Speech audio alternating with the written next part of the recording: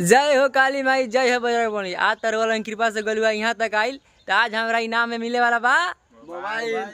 तो भैया ये कौन मोबाइल है?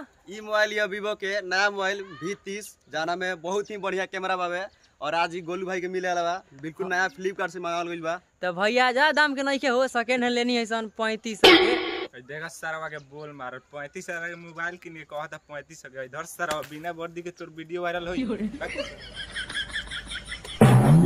तो भैया लोग हमारे पटीदार रहा अब पटीदार लोग देख के जरबे कर सका कि आगे बढ़ेला तो ये जौन मोबाइल लेनी है हमारे लगे मोबाइल ना रहा वीडियो बनाए के जौन हम दूसरा के मोबाइल ले के मतलब कि वीडियो बनावत रहनी है और दूसरा के मोबाइल जौन कुछ भइल बा दूसरा के मोबाइल से वीडियो बना के भइल बा तो यही सब वीडियो बनाए खातिर मोबाइल लेनी है।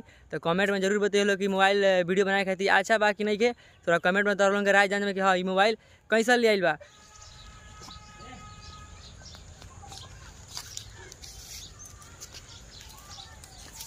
तो भैया लो ई बिया मोबाइल और में का होत देखई बा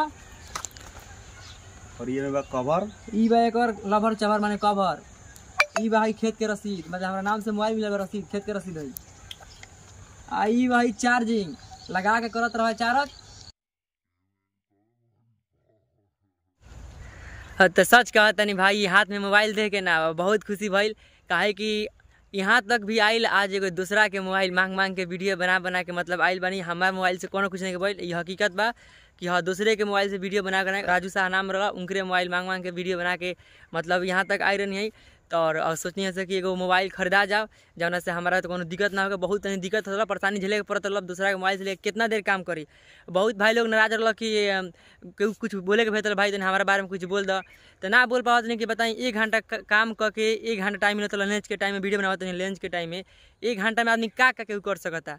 तो बहुत भाई लोग को नाराज वालों गोल भाई हमारे को नहीं बोल पावत तो भाई का अपने कमेंट में करके बताओ लो कि 1 घंटा टाइम में लंच में मिलेला वही लंच में मतलब वीडियो ही बना लेवे के बाद एडिटिंगो कर लेवे के बाद फिर 2 बजे से कामों पर लग जाए के बाद बहुत दिक्कत रहा बाहर में। तो मतलब कॉमेडी अब यूट्यूब खाती अब गाँव में आ गई बनी अब कॉमेडी यूट्यूब खाती बहुत बवाल आवे वाला बा। कॉमेडी शूट दिखाएं थोड़ा सा लाइव में काहे कि काल से शूट चालू होके बा। और जे भी भाई हमारे यूट्यूब चैनल के सब्सक्राइब नहीं कर जाके सब्सक्राइब कर। यूट्यूब चैनल के नाम है हमारा मिक्स कॉमेडी जॉन। बहुत जल्दी बवाल वीडियो आवे वाला बा तो रउआ लोग जान लो एक बार मिक्स कॉमेडी जॉन के सब्सक्राइब जरूर करी लो।